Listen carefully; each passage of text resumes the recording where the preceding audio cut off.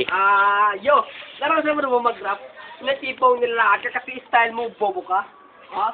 Di ba ba? Ay, dude! Ako, naranasan ko na. Bobo mo. Iso naman yun eh. Uso yun. Uso yun. Sa pagiging bobo! Sige nga. 1, 2, 3. Hawak ko Christmas tree! Tanga, hindi ganyan. Ganito oh. Uunahin na kita, bakulaw na nuno, pag kumakanta, para ka lang puno. Ikaw yung nag-rapper na sa mukha na buntis, ikaw yung tinagurian, nagarap na golfis, Mandaluyong to tanga, dito probinsya, baka sa lugar nyo, hindi uso ang silsya, mga puro lotik, pati mga estilo, pasingko lang medyo kahawig mo si Baby Mail, ang pangit ng inyong mukha, bati mo pa ritoke, mas bagay ang boses mo, kaysa karaoke, alala kita pag pagkain ko ay gilis.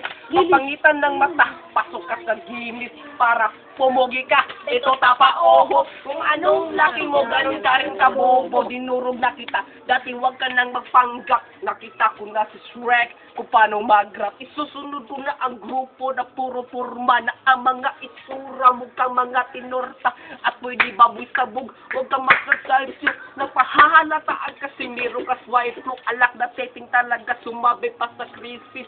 Ikaw yung rapper na may tuberculosis. Ang sarap puputukin ng buti na pipsi kasi pag nag-rap ka, meron kang epilepsy.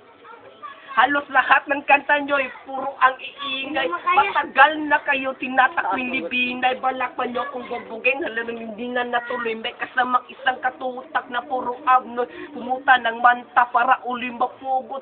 Na lahat ng video nyo isa lang ang mapugot. Yan ba ang freestyle? Paano kung manginginis pag nagagarap ka?